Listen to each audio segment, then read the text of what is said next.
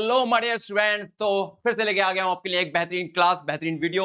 तो आज बात करने वाले हैं हम, आपको देख के पता लग रहा होगा, इंडिया पाकिस्तान चाइना का जो कंपैरिजन है उस चैप्टर की बाल की खाल निकाल दी जाएगी। तो फटाफट से देखिए, जो लाल रंग है वो चाइना का है, हरा पाकिस्तान का, जो बचा कौन सा है वो इंडिया का है। तो देखिए समझिए, सबसे पहले क्या समझना है आपको कि जो लास्ट चैप्टर है इसमें यहां से स्टडी स्टार्ट की गई है कि जो नेशंस हैं उन्होंने अपने आप को स्ट्रॉन्ग करने के लिए क्या किया, अपनी इकोनॉमीज को स्ट्रॉन्ग करने के लिए क्या किया। तो क्या किया, बहुत सारे वेरियस ग्रुप्स बनाए हैं। क्या बनाए हैं? वेरियस ग्रुप्स बनाए हैं। अब ग्रुप्स कौन से बनाए हैं? सार्क बनाया, ईयू बनाया, एशियान बनाया। तो कैसे याद करेंगे? SAARC, EU, ASEAN, SAARC, EU, ASEAN, और 3 जी पे हैं लाइन से, G7, G8, G20। तो 3 जी पे हुए, सार्क, ईयू, एशियान, 3 जी, G7, G8, G20, और बच गया ब्रिक्स। तो कैसे करना है आपको? कंट्रीज ने अपनी इकोनॉमीज को स्ट्रॉन्ग करने के लिए क्या क्या किया है? सार्क बनाया, यू बनाया, एशियन बनाया, G7, G8, फिर G20 और ब्रिक्स बनाया। अब आपको ध्यान रखना है इसमें से कि इंडिया किसका मेंबर है, चाइना किसका मेंबर है और पाकिस्तान किसका मेंबर है। तो देखिए मैंने यहाँ पे नक्शे के साथ ही लिखा हुआ है। अगर हम बात करते हैं इंडिया की, तो इंडिया सार्क का मेंबर ही है, G20 का भी है और ब्रिक्स का भी है। वहीं चाइना की बात करें तो चाइना G20 का है और ब्रिक्स का है। वहीं अगर चाइना की बात करें, G20 और ब्रिक्स का, यानी G20 और ब्रिक्स, G20 और ब्रिक्स इंडिया भी है, और G20 और ब्रिक्स, G20 और ब्रिक्स चाइना भी है। ये ध्यान रखना है आपको, G20 और ब्रिक्स का इंडिया भी है और G20 ब्रिक्स का चाइना भी है। अगर पाकिस्तान की बात करते हैं तो पाकिस्तान सिर्फ और सिर्फ किसका है? सार्क का है। पाकिस्तान किसका है? सार्क का। तो ये क्वेश्चन आता है, आपसे पूछा जाता है कि इंडिया किसका मेंबर नहीं है। तो देखिए 3 का मेंबर तो है इंडिया, सार्क का है, G20 का है, ब्रिक्स का है ना। 3 का मेंबर इंडिया है। किस किस का है? सार्क का है, फिर किसका है? G20 का है और ब्रिक्स का है। लेकिन G7, G8 और एशियान वगैरह का नहीं है। तो बिल्कुल आराम से पहली बात क्या हो गई, डिफरेंट ग्रुप्स बनाए गए हैं। कौन सा? SAARC, EU, ASEAN, G7, G8, G20 और ब्रिक्स। कहानी को आगे लेके चलते हैं अब। ओके जी, अब देखिए अगली बात क्या आ गई कि इन नेशंस में सिमिलरिटीज क्या क्या हैं। तो देखिए मैंने टाइम लाइन के साथ सुधारने की कोशिश की है। 47 में सबसे पहले, अगर हम 47 की बात करें तो इंडिया और पाकिस्तान एस्टेब्लिश हो गए हैं। फिर 1949 में एस्टेब्लिशमेंट हुआ है किसका? PRC, people's republic of China, यानी इंडिपेंडेंस दोनों की बात हो गई। 47 इंडिया पाकिस्तान हुए हैं और 1949 में चाइना हुआ। फिर 1951 में इंडिया अपना फर्स्ट 5 ईयर प्लान लेके आया है, 1953 में चाइना लेके आया है और 1956 में पाकिस्तान लेके आया है। तो सिमिलरिटीज की बात करें, पहला पॉइंट क्या हो गया? सबका इंडिपेंडेंस सेम पॉइंट पे है, लगभग सेम टाइम पे है। 47 इंडिया पाकिस्तान, 1949 चाइना। फिर अगर 5 ईयर प्लान की बात करते हैं, वो भी लगभग सेम टाइम पे है। इंडिया 1951 में लेके आया है, चाइना 1953 में लेके आया है और पाकिस्तान 1956 में लेके आया है। इसके बाद एक पॉइंट और सिमिलर है, और वो क्या है कि 1980s तक तीनों का ही पर कैपिटा इनकम और जीडीपी लगभग सेम था। तो ये सारी स्टडी हमने कंप्लीट की। इसके बाद में देखिए जो आगे बात लेके चलेंगे, अब बात क्या है कि चाइना के अंदर क्या क्या हुआ। तो चाइना की स्टडी देखिए, हम क्या क्या स्टडी करेंगे? ग्रेट लीप फॉरवर्ड की बात करेंगे, जीपीसीआर की बात करेंगे, इकोनॉमिक रिफॉर्म्स की बात करेंगे, ड्यूल प्राइस की बात करेंगे, स्पेशल इकोनॉमिक जोन्स की बात करेंगे। ठीक है ना। अब देखिए सबसे पहले क्या? GLF, great leap forward. अब लीप माने क्या होता है? जंप करना, यानी बड़ी छलांग लगाना, यानी ग्रेट जंप लगाना चाहता था चाइना। अब चाइना ने यहाँ पे क्या करा? 2 तरह से काम किया है। एक उसने शहरों में काम किया है, एक उसने गांव के अंदर काम किया है। अर्बन एरिया में काम किया है और रूरल एरिया के अंदर काम किया है। अब अर्बन एरिया में क्या काम किया है उन्होंने, यानी इसका जीएलएफ का मेन मोटो क्या था? Rapid industrialisation. क्या था? रैपिड इंडस्ट्रियलाइजेशन, या जो चाइना की इकोनॉमी है उसको क्या कर देना? ट्रांसफॉर्म कर देना, एग्रेरियन इकोनॉमी से मॉडर्न इकोनॉमी बना देना। ओके, 2 तरह से काम किया गया। अर्बन एरिया में क्या किया गया? जो अपने घर के बैकयार्ड्स हैं, लोगों से कहा गया कि अपने घर के बैकयार्ड्स में आप इंडस्ट्री लगाइए। तो रूरल एरिया में क्या किया गया? ये तो अर्बन एरिया में हुआ। रूरल में क्या हुआ? रूरल एरिया में कम्यून सिस्टम स्टार्ट किया गया। अभी कम्यून सिस्टम क्या होता है? इस सिस्टम के अंदर सब लोग मिलके खेती करते हैं। कम्यून सिस्टम क्या? कलेक्टिवली इन कम्यून सिस्टम पर्सन्स या peasants collectively cultivated land. 26,000 communes establish कर दिए गए थे। तो पूरा स्टडी देखिए आप, आपको मिल जाएगी आपको। ओके, फिर क्या, कैसे हम लोग को प्रॉब्लम थी? हाँ प्रॉब्लम थी। क्या हुआ?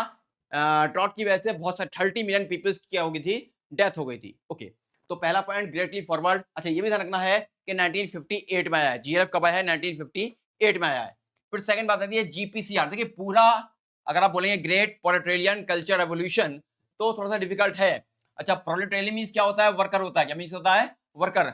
ग्रेट वर्कर कल्चरल रेवोल्यूशन, है ना, वर्कर ऐसे ही बोल सकते हैं। तो ग्रेट पेट्रोलियम कल्चरल रेवोल्यूशन बोल दीजिए, या शॉर्ट बोलिए जीपीसीआर। तो जीपीसीआर कब आया है? 1965 में आया। अब इसके अंदर हुआ क्या, जो प्रोफेशनल्स और स्टूडेंट्स थे उनको कंट्री साइड भेजा गया है, आप वहां जाके काम कीजिए। क्या इसके सामने कोई प्रॉब्लम थी? हाँ, इसके सामने भी प्रॉब्लम थी, क्योंकि देखिए अर्लियर पहले हम किसी देश की बात कर रहे हैं, ये हम बात कर रहे हैं किसकी? चाइना की। तो चाइना में रशिया ने अपने प्रोफेशनल्स भेजे थे वहां पे चाइना की ग्रोथ के लिए, लेकिन जब चाइना ने प्रोफेशनल्स वो जो रशिया से आए हुए थे उनको कंट्री साइड भेजा, तो ये बात रशिया को पसंद नहीं आई। रशिया ने अपने प्रोफेशनल्स विड्रॉ कर लिए। एक बात, जीएलएफ के सामने प्रॉब्लम क्या थी? बहुत सारे लोग मर गए थे। जीपीसीआर के सामने प्रॉब्लम क्या थी? जब चाइना ने इन प्रोफेशनल्स को कंट्री साइड भेजा है, गांव-गांव भेजा है, तो रशिया नाराज हो गया और उसने अपने प्रोफेशनल्स को वापस बुला लिया था। तो जीएलएफ की बात हो गई और जीपीसीआर की बात भी हो गई। फिर बात आती है क्या, जो इकोनॉमिक रिफॉर्म्स किए गए हैं चाइना में, वो 1978 में हुए हैं। अब आपको ये याद रखना है कि जो रिफॉर्म्स हैं डियर, चाइना ने रिफॉर्म्स अपनी मर्जी से किए हैं, जबकि इंडिया और पाकिस्तान ने वर्ल्ड बैंक के प्रेशर में किया था, लेकिन चाइना ने अपनी मर्जी से इनको रिड्यूस किया है।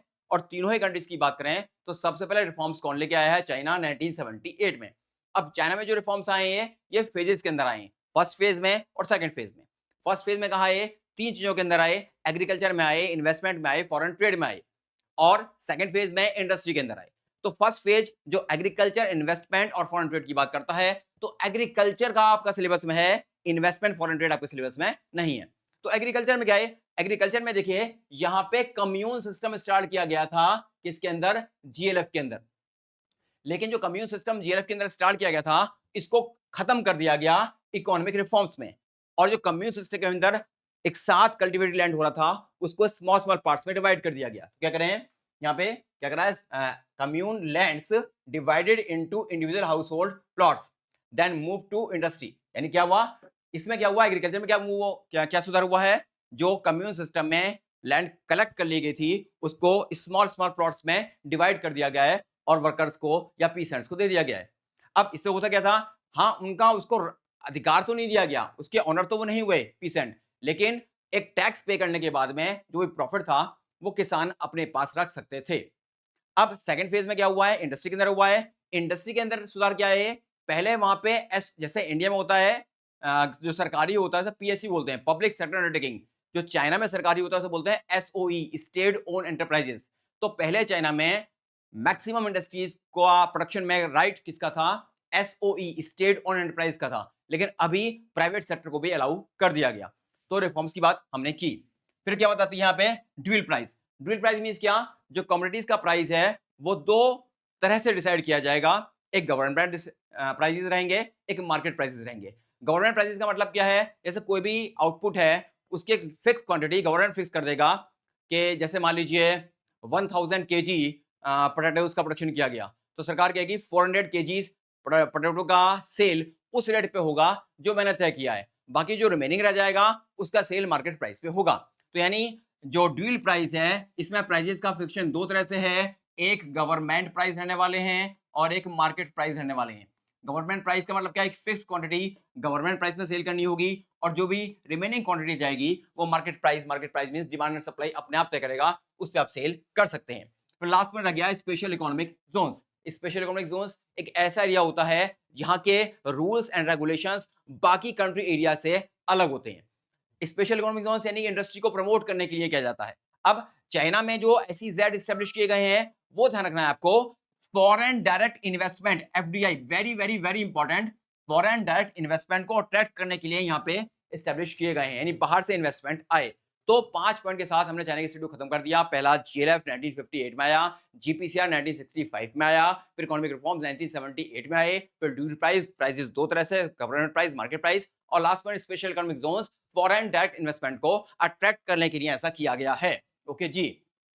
अगली बात देखें, अगर पाकिस्तान की बात देखें, इंडिया की बात देखें, तो इंडिया पाकिस्तान में काफी सिमिलरिटी है ना? जो इंडिया में हुआ है वही पाकिस्तान में हुआ है। तो अगर आपने 3 चैप्टर स्टार्ट के पक्के कर रखे हैं इंडिया वाले, तो वही पॉइंट्स साथ उठा करके लिख के आने हैं। जैसे इंडिया ने मिक्स इकोनॉमी को अडॉप्ट किया, पाकिस्तान ने भी मिक्स इकोनॉमी को अडॉप्ट किया।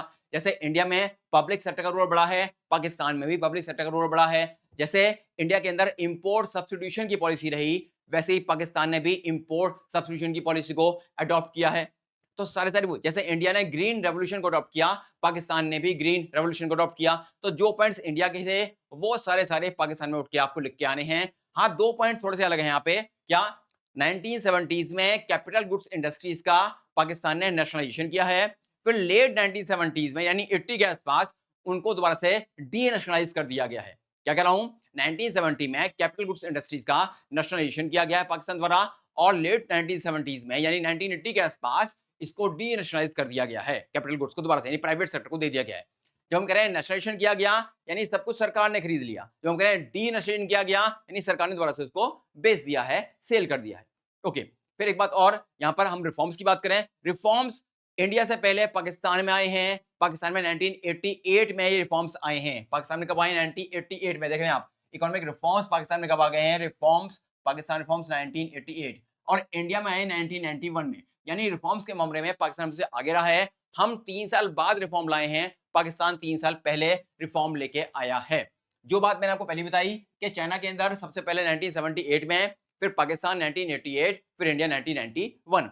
ये ध्यान रखना है कि चाइना अपनी मर्जी से रिफॉर्म लेके आया है, जबकि इंडिया और पाकिस्तान वर्ल्ड बैंक और आईएमएफ के प्रेशर में रिफॉर्म से लेकर के आए हैं। तो ये आपको याद रखना है। सारी कहानी आपको समझ में आई होगी। ओके जी, फिर देखिए आगे कहानी देखें, आगे कहानी किस तरह चल रही है। अब देखिए जो कंपैरिजन है इंडिया पाकिस्तान चाइना, ये बेसिकली 3 पैरामीटर्स पे है, डेमोग्राफिक पैरामीटर्स, ग्रोथ पैरामीटर्स और ह्यूमन डेवलपमेंट इंडिकेटर्स या पैरामीटर्स। सबसे पहले किसी बात करेंगे, डेमोग्राफिक्स की बात करेंगे। तो पहले तो आप डेमोग्राफिक वर्ड का मीनिंग समझिए। डेमोग्राफिक वर्ड का मीनिंग क्या है, पॉपुलेशन, यानी इसमें पॉपुलेशन से रिलेटेड सारे कंसेप्ट्स की बात की जाएगी। डेमोग्राफिक का मतलब क्या होता है, पॉपुलेशन। ओके जी, तो देखिए फर्स्ट की बात करते हैं, तो पॉपुलेशन आप देख रहे हैं सबसे ज्यादा किसकी है।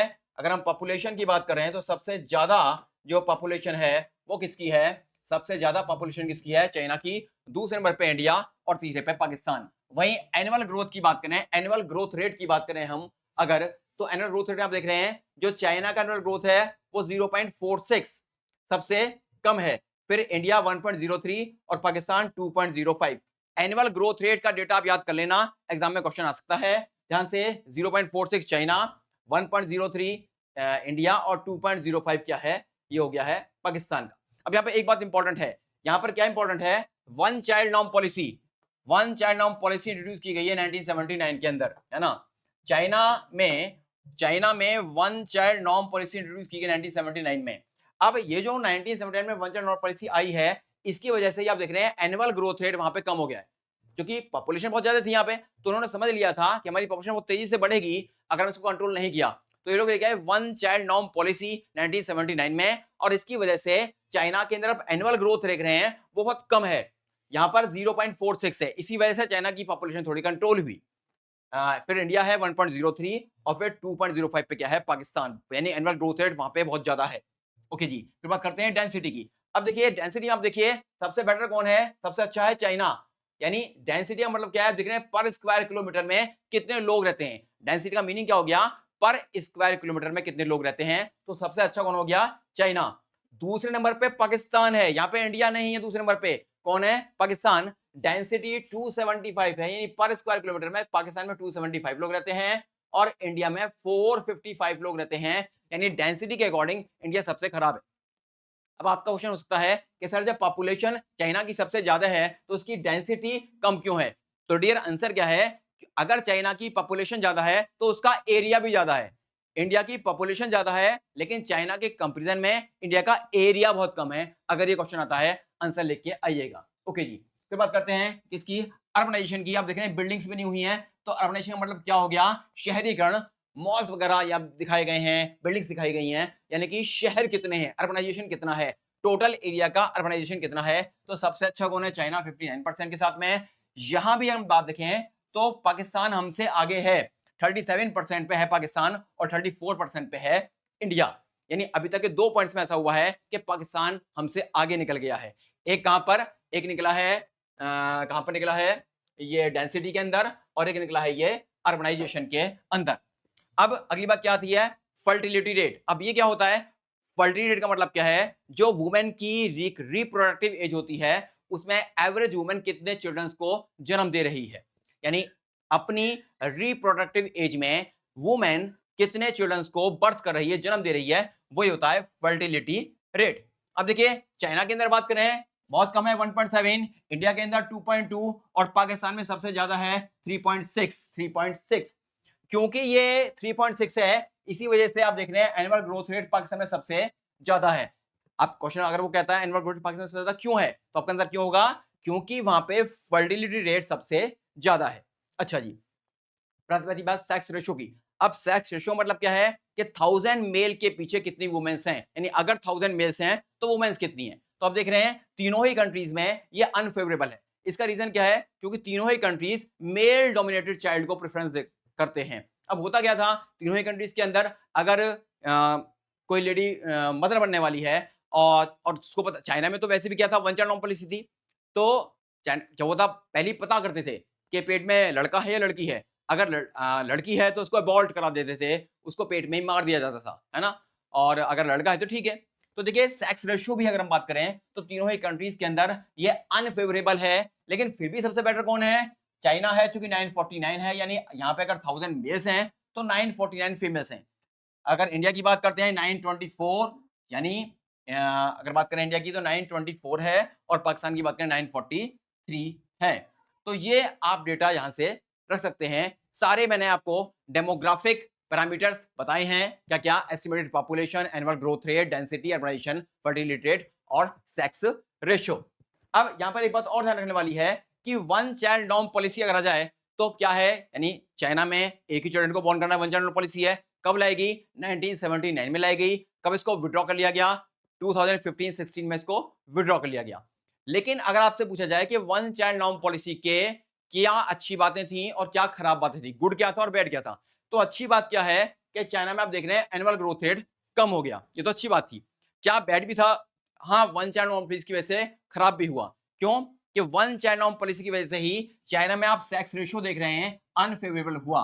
क्योंकि अगर ये वन चाइल्ड नॉर्म पॉलिसी नहीं होती तो लोग चाइना के अंदर अबॉर्ट नहीं कराते, लेकिन क्योंकि उन्हें पता था बच्चा एक ही करना है, फिर भी चाइना में मेल को प्रेफरेंस दिया जाता है, तो पहले वो पता कर लेते थे कि वुमेन के पेट में लड़का है या लड़की है।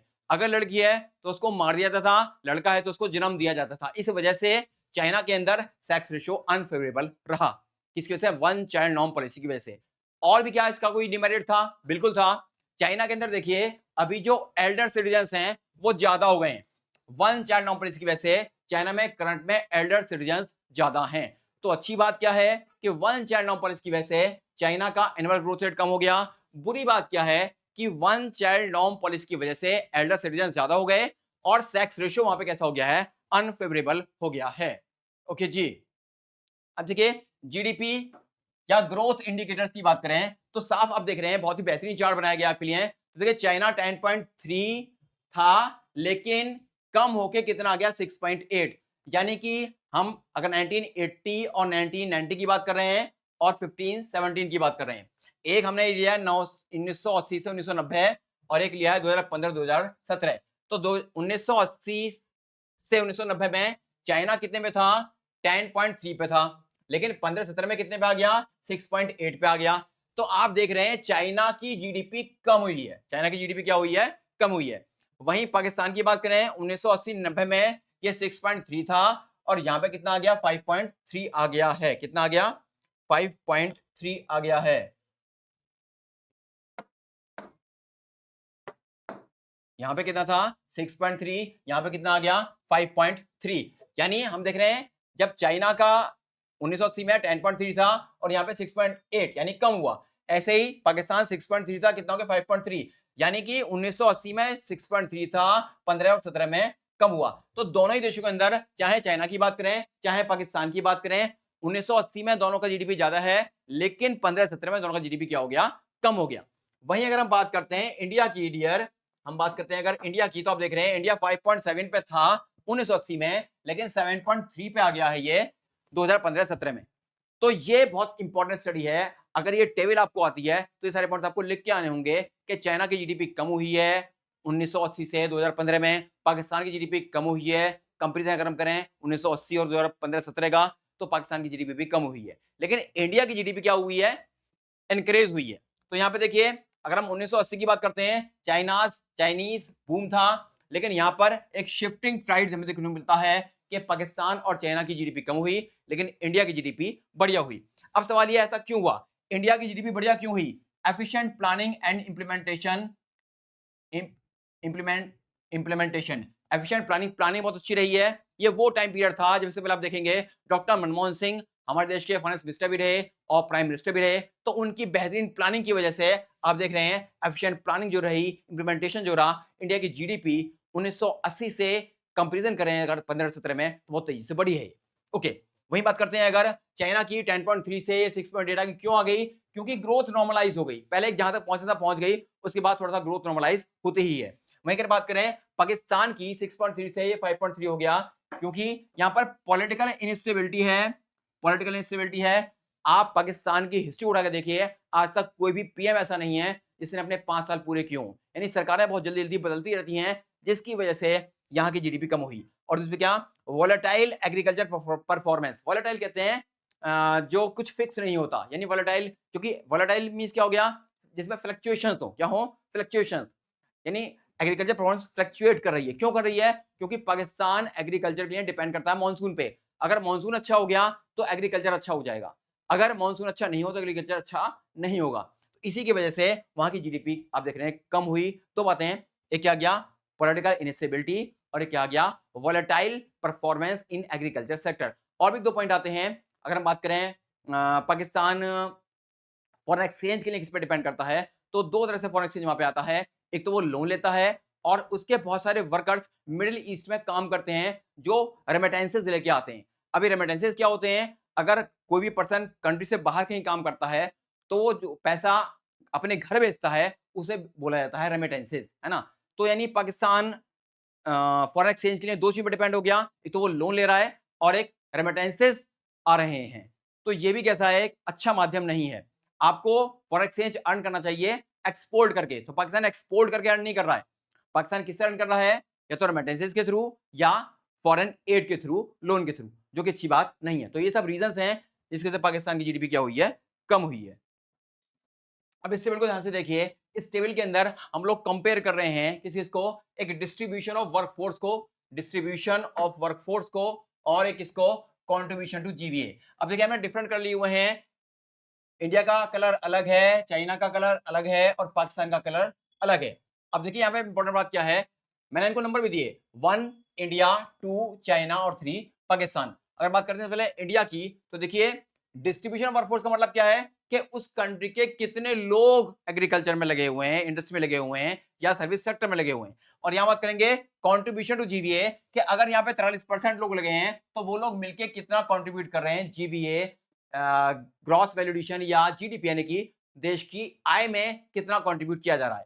तो सबसे पहले बात करते हैं किसकी, इंडिया की। सबसे पहले बात करेंगे हम किसकी, इंडिया की। तो देखिए एग्रीकल्चर में डिस्ट्रीब्यूशन वर्कफोर्स कितना है, 43%, यानी भारत के 43% लोग एग्रीकल्चर में लगे हैं और कंट्रीब्यूट कर रहे हैं सिर्फ 16%। 43% लोग लगे हैं, कंट्रीब्यूट कर रहे हैं 16% का। वहीं अगर बात करते हैं हम किसकी, चाइना की, चाइना की हम बात करें तो चाइना में देख रहे हैं 26% लोग लगे हैं और 7% का कंट्रीब्यूशन चल रहा है। वहीं बात करें हम किसकी, अगर पाकिस्तान की, 41% लोग लगे हैं और 24% का क्या हो रहा है, कंट्रीब्यूशन हो रहा है। तो ध्यान से आप देखिए तीनों ही देशों के अंदर कहीं ना कहीं लोग ज्यादा लगे हैं लेकिन कंट्रीब्यूशन कम हो रहा है, यानी तीनों ही देशों के अंदर कहीं ना कहीं डिस्गाइज अनएम्प्लॉयमेंट की बात है। लेकिन फिर भी अगर चाइना की बात करें तो थोड़ा सा बेटर है, इंडिया और पाकिस्तान का तो बिल्कुल ही, यानी बहुत ज्यादा लोग लगे हैं और कंट्रीब्यूशन कम है, यानी कि यहां पर एग्रीकल्चर में डिस्गाइज अनएम्प्लॉयमेंट है, क्योंकि प्रोडक्शन पर यूनिट क्या आ रहा है, कम आ रहा है।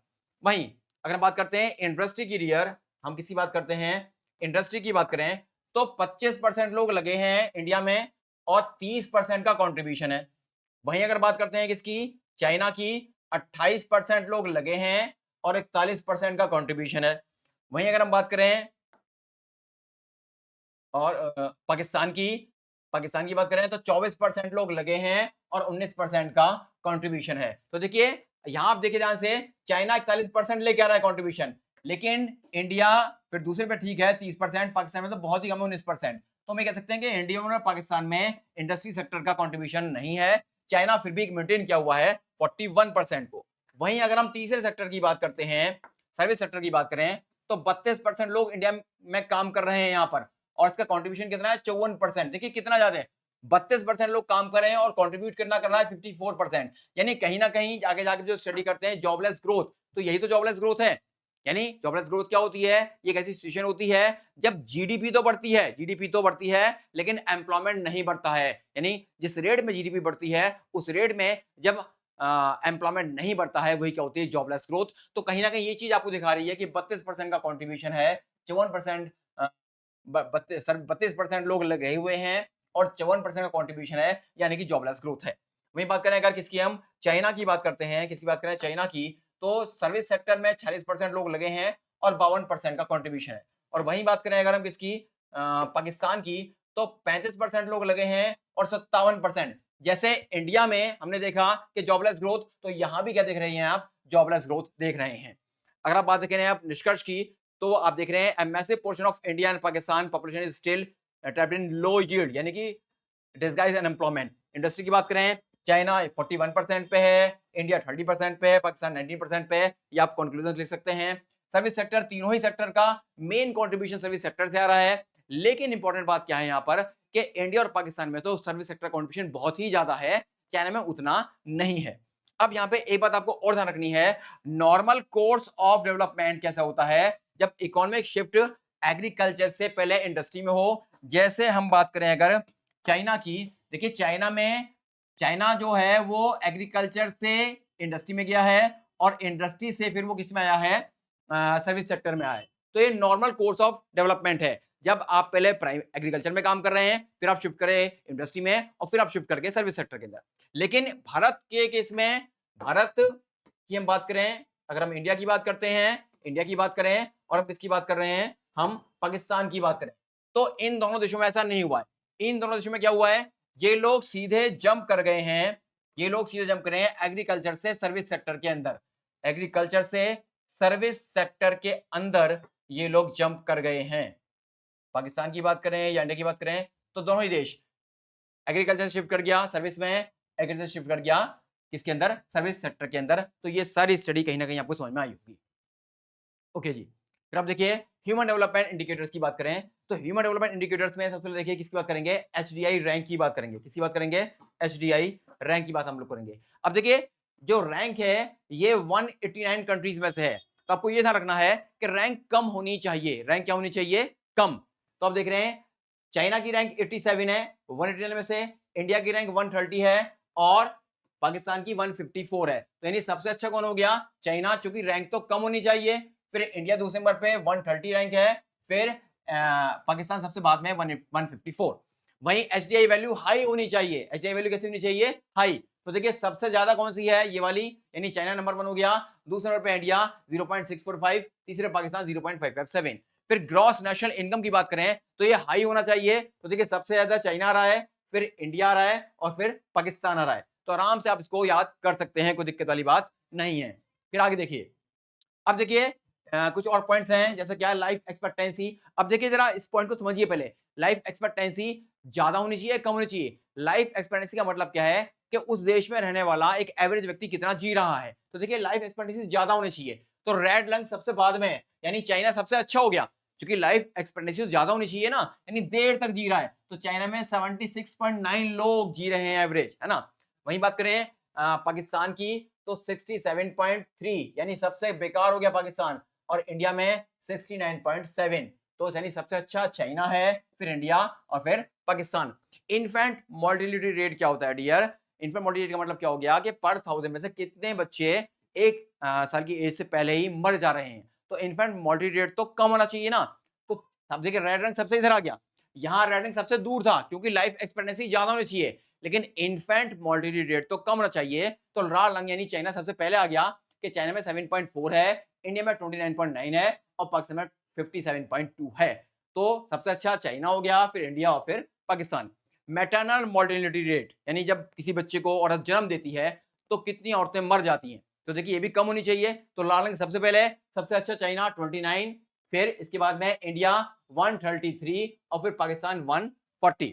फिर अंडर नरिश चिल्ड्रन, ये क्या मतलब क्या है कि बच्चों को जितनी कैलोरीज मिलनी चाहिए उतनी कैलोरीज मिल पा रही हैं या नहीं मिल पा रही हैं। तो ज्यादा बच्चों को मिलनी चाहिए। अंडर नरिश चिल्ड्रन वो होते हैं जिनको नहीं मिल पाती। तो अंडर चिल्ड्रन कम होने चाहिए ना। तो फिर वही बात, यहाँ पे लाल रंग सबसे पहले आ गया 8.1, फिर अच्छा यहाँ पे देखिए पाकिस्तान हमसे आगे निकल गया है क्योंकि 37.6 है, इंडिया थोड़ा सा यहाँ पे पीछे रह गया है 37.9। तो सारी स्टडी कहीं ना कहीं आपको समझ में आई होगी। ओके जी, फिर आगे देखें, below people below poverty line, कितने लोग अभी भी गरीबी की रेखा से नीचे रह रहे हैं। तो चाइना में सिर्फ 1.7 है, इंडिया में 21.9 है और पाकिस्तान में 24.3 है, यानी कि पाकिस्तान में गरीबी बहुत ज्यादा है, सबसे ज्यादा गरीबी पाकिस्तान के अंदर ही है, ये आप आराम से देख सकते हैं। ओके जी, फिर क्या गया, एक्सेस टू बेसिक सैनिटेशन, यानी कि साफ सफाई की व्यवस्था। तो आप देख रहे हैं चाइना नंबर 1 पे 75%, इंडिया और पाकिस्तान बराबरी पे है, यहाँ पे दोनों 60%। Access to basic drinking water, पीने योग्य पानी, सबसे अच्छा चाइना 96%, इंडिया 93% और पाकिस्तान 91%। तो पाकिस्तान सबसे खराब है, पहले पे चाइना अच्छा है, दूसरे पे इंडिया और तीसरे पे पाकिस्तान, लेकिन यहाँ पे दोनों बराबरी पर हैं, ये आपको ध्यान में रखना है। अब देखिए बहुत एक इंपॉर्टेंट बात क्या आती है कि पाकिस्तान में ग्रोथ क्यों नहीं हो रही थी। पाकिस्तान में क्वेश्चन ये भी आता है, पाकिस्तान में पॉलिटिक्स क्यों री एमर्ज होगी, ध्यान से सुनिएगा, पाकिस्तान में पॉलिटिक्स क्यों री एमर्ज हो गई। तो आपको वही पॉइंट्स मैंने आपको पहले बताए हैं, एक क्या, एग्रीकल्चर का वोलेटाइल परफॉर्मेंस यानी कि फ्लक्चुएशंस है वहां पे, फिर दूसरा क्या, एक्सटर्नल डिपेंडेंसी यानी कि फॉरेन करेंसी के लिए वो दो चीजों पर डिपेंड करता है, एक लोन लेता है और एक क्या करता है, वहां पे रेमिटेंसेस आते हैं, तो ये अच्छी बात नहीं है। और क्या पॉलिटिकल इंस्टेबिलिटी है, वहां की सरकारें बहुत जल्दी बदलती हैं, ये बात आपको समझनी होगी। अब देखिए बहुत इंपॉर्टेंट पॉइंट यहाँ पे क्या आता है, लिबर्टी इंडिकेटर्स, इस पे क्वेश्चन जरूर आने वाला है, बहुत ध्यान से सुनिएगा। देखिए एचडीआई में बहुत सारे पॉइंट्स इंक्लूड किए गए हैं, लेकिन एचडीआई में ह्यूमन डेवलपमेंट इंडिकेटर्स के अंदर लिबर्टी इंडिकेटर्स को भी इंक्लूड करना चाहिए, ऐसा माना जाता है। अब लिबर्टी इंडिकेटर है क्या, देखिए किसी भी देश के पॉलिटिकल और सोशल डिसीजन मेकिंग में डेमोग्राफिक मींस पॉपुलेशन, पहले बताया आपको डेमोग्राफिक का मीनिंग क्या है, पॉपुलेशन, कि किसी भी देश की सोशल और पॉलिटिकल डिसीजन मेकिंग में वहां के पॉपुलेशन का कितना रोल है, इसको जो मेजर करता है वही कहलाता है लिबर्टी इंडिकेटर। क्या कह रहे हैं हम, क्या लिबर्टी इंडिकेटर क्या हो गया, the level of demographic participation, the level of, ये important level, the level of demographic means population, demographic means population यानी the level of population participation in social and political decision making. तो China के अंदर तो बिल्कुल भी नहीं है, इंडिया में डेमोक्रेसी तो बहुत ज्यादा है ना, और पाकिस्तान में बीच वाला काम है, लेकिन क्या सबसे ज्यादा कहां पे अच्छा है, लिबर्टी इंडिकेटर पे सबसे अच्छा इंडिया है, फिर पाकिस्तान और फिर चाइना है। तो आप कह सकते हैं अब लिबर्टी इंडिकेटर के examples, independence of the judiciary, rule of law and protection rights to the citizens, protection rights to the citizens, तीन बातें आई, independence of the judiciary, judiciary यानी कि न्यायालय इंडिपेंडेंट होना चाहिए, law of rule, rule of law होना चाहिए, और protection rights to the citizens ये होना चाहिए। तो ये सारी कहीं ना कहीं बात आपको समझ में आई होगी, जो मैं आपको लास्ट में कहना चाह रहा हूं कि ह्यूमन डेवलपमेंट इंडिकेटर्स में हम क्या फिजिकल कंसेप्ट ले रहे हैं, हम लिबर्टी इंडिकेटर अभी तक नहीं ले रहे हैं, लेकिन लिबर्टी इंडिकेटर को भी लिया जाना चाहिए, ये जरूरी है, तभी हम कह सकते हैं।